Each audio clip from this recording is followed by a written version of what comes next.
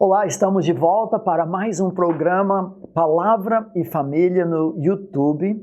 Eu sou Davi, casado com Carol. E nós queremos trabalhar mais uma vez essa questão do relacionamento conjugal. No nosso último programa, nós falamos que o casamento é como o frescobol. O frescobol, não tênis. Porque o frescobol você está querendo completar. Nós gostamos muito, só não filmamos isso, porque se nós começamos, nós iríamos até 2.000, 3.000 batidas. Nós queremos devolver a bola para que o outro devolva também e ver até que ponto nós podemos ir. O casamento assim. Mas hoje nós vamos comparar o casamento e os papéis no casamento a uma dobradiça. E a pergunta é, em que sentido o casamento é como uma dobradiça? A palavra-chave que nós vamos tratar hoje para alguns é palavrão. Nós entendemos, resumidamente, que há 3 grandes responsabilidades do papel da mulher no casamento. Entendemos que no manual do fabricante, a palavra de Deus, isso não representa preconceito, machismo, mas é a maneira da família funcionar bem. De 2 pessoas iguais no ser como imagem de Deus e diferentes no fazer. A primeira responsabilidade já estudamos, e se você não assistiu, aquele programa é fundamental para o programa de hoje e o próximo. Deus criou a mulher como auxiliadora idônea. Mas no Novo Testamento, em Cristo Jesus, depois do pecado entrar, a segunda palavra é a palavra submissão. Deus pede para que a mulher se submeta ao seu marido. E a terceira palavra ele usa para caracterizar submissão, mas é a palavra respeito e traz outros significados. Agora, quando muitas mulheres e até alguns homens ouvem a palavra submissão, já pensam em palavrão. Essa palavra não tem nem vez, e tem muitos pregadores populares que estão disseminando essa ideia e, infelizmente, destruindo lares, como diz Tito 2, que estão ensinando coisas que não devem, estão desfazendo casas inteiras. Quando a Bíblia trata de submissão, não é escravidão, não é subserviência, não é rebaixamento servil, como um dicionário define. Ou como até mesmo uma pessoa certamente disse que submissão é a mulher saber se agachar para que Deus dê um soco no seu marido. Então, a pergunta, primeiro, o que não é submissão à luz da Bíblia? E depois nós vamos tratar o que é de fato. Tá certo. Então, em primeiro lugar, a submissão não é escravidão. Não é você casou agora, você é escrava do seu marido para o resto da vida. Não é isso que a palavra de Deus ensina. Em segundo lugar, não é inferioridade. No programa passado, nós já falamos sobre a auxiliadora, que nós somos um auxílio, e como esse termo é extremamente digno. Então, não é inferioridade, e nós sabemos também que a mulher e o homem, os dois foram criados à imagem de Deus. Então, não é inferioridade. Também não é a responsabilidade exclusiva da mulher. Não somos só nós que precisamos ser submissos. Não, a submissão é o sabor do cristianismo, cada um abrindo mão dos seus direitos para servir, para se submeter a outro. Nós sabemos que os jovens precisam se submeter aos mais velhos, os filhos aos seus pais, ovelhas para os pastores, cidadãos para o governo, todos para Deus. Todos nós temos o dever, a obrigação de nos submeter a alguém. Também submissão não significa que você, mulher, precisa se submeter para todos os homens. Não é verdade isso. Nós temos 4 textos em que é bem explícita a ordem da mulher se submeter, e todos os 4 textos falam ao seu próprio marido. Então, não é para todos os homens, é para o seu marido. Também não é autonomia masculina. Não significa isso. Então ele é homem, então tudo que ele diz é isso. Se os dois sempre concordam, se a mulher não tem nem voz nisso, é desnecessário, porque não está acontecendo aquela complementação, aquele auxílio, aquela ajuda. Nós vimos muito disso, nós temos viajado e nós estivemos num país na África e lá, para resolver dificuldades familiares, o homem simplesmente falava, eu sou o homem.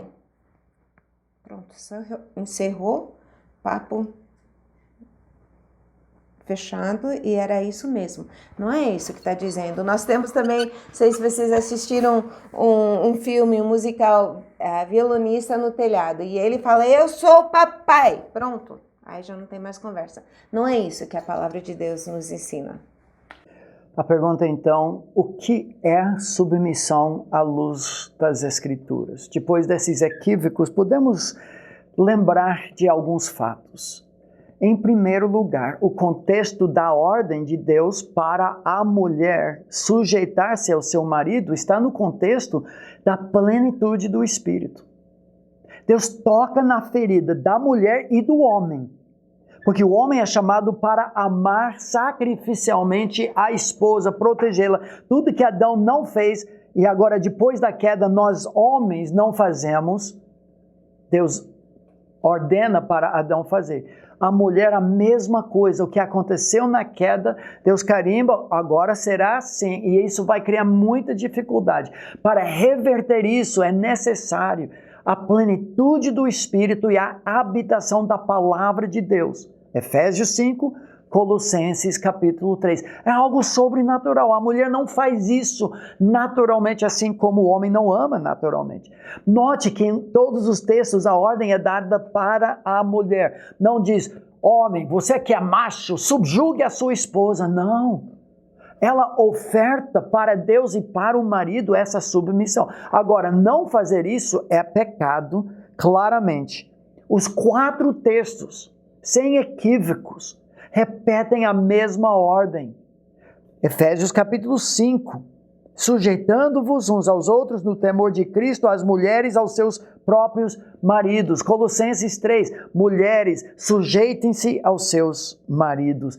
Mas nós já descobrimos, não há uma inferioridade aqui, mas sim uma questão, assim como na própria Trindade, Pai, Filho e Espírito Santo, eternamente unidos, iguais no ser como Deus, dignos de adoração, nós somos imagem de Deus, iguais, mas para a família funcionar, nós precisamos de papéis. É uma questão funcional, não de ser ou de valor. É interessante que o livro de Efésios nos ajuda um pouco a entender algumas características disso, quando termina Efésios 5 dizendo, cada um de per si ame a sua esposa, falando dos homens, como a si mesmo, tocando na ferida de nós homens, e a esposa respeite a seu marido. É como o apóstolo Paulo faz uma recapitulação e resume, submissão na sua essência tem a ver com respeito. É um alinhamento, o termo hupotasso, submeter, no grego, é um termo militar, de alinhamento funcional, mesmo que o soldado seja mais eficiente, sábio, sagaz, capacitado, por questão de ordem, ele alinha-se debaixo do seu chefe. Eu não sei se você poderia até ilustrar. Vamos voltar para a dobradiça. Então, nós temos aqui a dobradiça. Se eu olhar para essa dobradiça, é feito de metal, aço, tem as hastes aqui, que vão prender na porta e no batente. Tem os elos aqui, né, os anéis, e tem o pino central. É tudo feito de aço, não tem uma parte que tem um valor que é melhor do que a outra parte, mas precisa estar alinhado. Tem um anel que fica por cima do outro, e mais outro, e outro, tudinho alinhado para que ele funcione bem. Todos nós já conhecemos, já ouvimos uma dobradiça que não estava alinhada. E aquele chiar, aquela porta que irrita. No meio da noite, uma criança levanta para usar o banheiro e fica aquele barulho. Não é isso que nós queremos no casamento. Nós queremos uma dobradiça alinhada que funcione bem. Eu presenciei uns anos atrás quando o nosso filho Daniel se tornou oficial na Força Aérea dos Estados Unidos. Hoje ele já é major, mas quando ele se tornou segundo tenente, eu assisti o programa, cerimônia digna, mas o mais me impressionou foi o fato de que ao descer do palco, um homem soldado com listras enchendo a sua manga, homem de 40 anos, medalhas no peito, aquele homem muito experiente, sábio, pai de várias crianças. Mas quando o meu moleque de 23 anos de idade, meu menino, desceu do palco, aquele homem levantou-se, fez continência para meu filho, que retornou, e o homem, depois os dois sentaram. Eu pensei comigo mesmo, o que é isso? Mas meu filho explicou.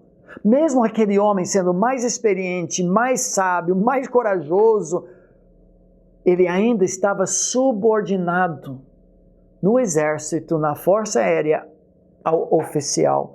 Para tudo funcionar bem, alguém tem que ser chefe. Daniel falou: pai, eu seria maior tolo se eu não sugasse, aproveitasse todo o palpite, toda a sugestão daquele sargento mestre. Mas pai, sabe que tem hora que alguém tem que decidir. E naquele momento, aquele homem vai grudar em mim, não vai largar de mim e nunca vai dizer para mim, não te disse?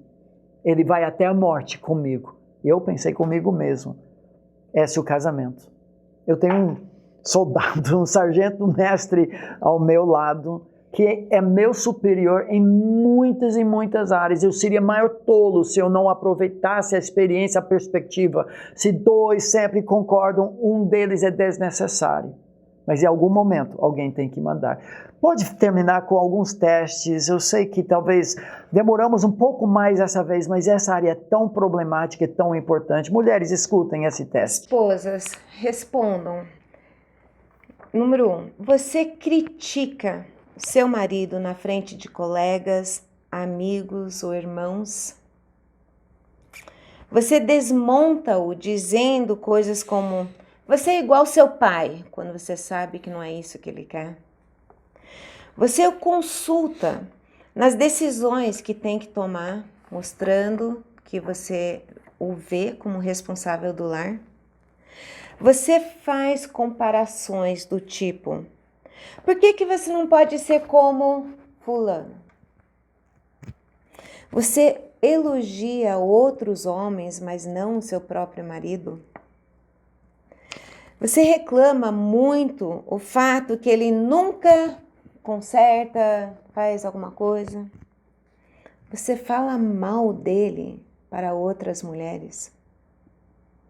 Eu acho que quando olhamos para as Escrituras, o plano de Deus antes da queda, o que aconteceu quando o pecado entrou e o casamento refeito pelo Espírito de Deus e pela Palavra de Deus, podemos dizer isso.